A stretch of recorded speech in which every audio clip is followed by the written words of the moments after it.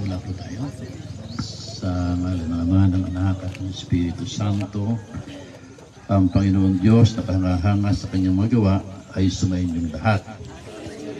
Mga kapatid, magpasalamat tayo sa Diyos dahil sa kanyang kabutihan lumikha ng langit at lupa at panangkinapan upang dulutan ang tao ng kanyang biyaya at paunlakan ang lahat ng kailangan ng tao. Ang pagbasa mula sa aklat ng Henesis. Sa simula ng likhain ng Diyos ang lupa at ang langit. Pagkatapos sinabi ng Diyos, magkakaroon sa lupa ng lahat ng uri ng halamang namumunga at nagbubutil, at nangyari ito. Tumubunga sa lupa ang gayong mga halaman na siya sa kanyang ginawa nang ito ay mamasdan ang salita ng Diyos. Manalangin tayo bilang angka ng Diyos, kay Jesucristo na ating Panginoon, sa pamagitan ng panalangin na tinuro niya sa atin. Ama namin, sumasalangit ka, sambahin ang ngalan mo, mapasa amin ang kaharian mo, sundin mo dito sa lupa para sa langit. Bigyan mo kami ngayon ng kakanin sa araw-araw, patawarin mo kami sa aming masala, para nagpatawad namin sa nakakasala sa amin.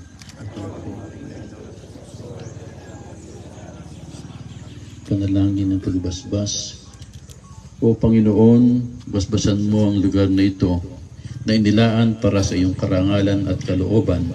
Loobin mo ang lahat na magdaraan dito ay magkamit ng iyong pagkapala at ipag-adya sa panganib at sakuna. Yayaman kaming lahat ay umaasa sa iyong biyaya at kagandahang loob.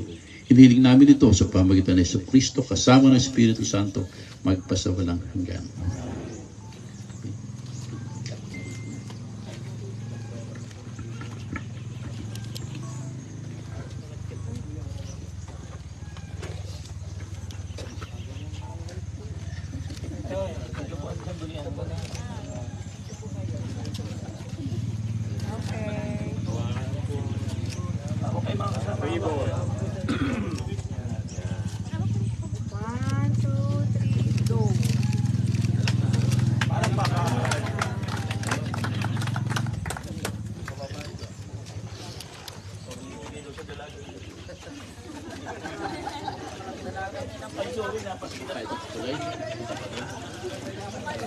Napatingin nga ako sa iyo.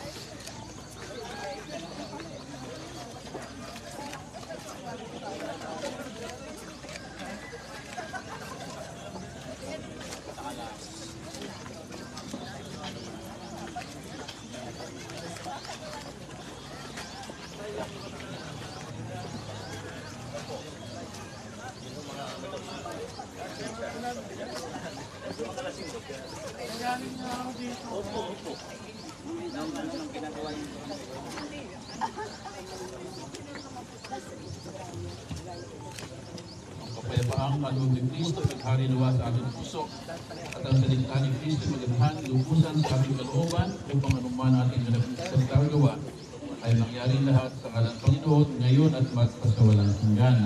Ipagpalain kayo lahat ng mapangyari ng Diyos Ama, ng Anak at ng Espiritu Santo. Congratulations po. Sa barangay hall po. Maraming meron pa po dati sa loob.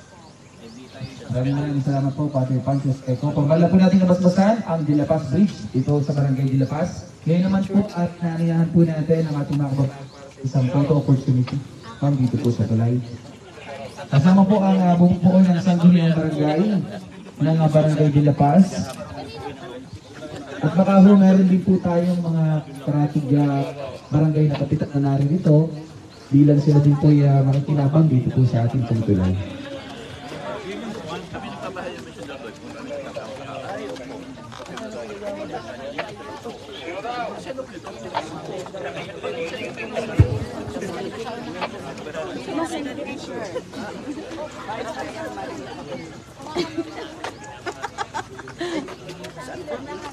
Sa gilid. Dito tayo.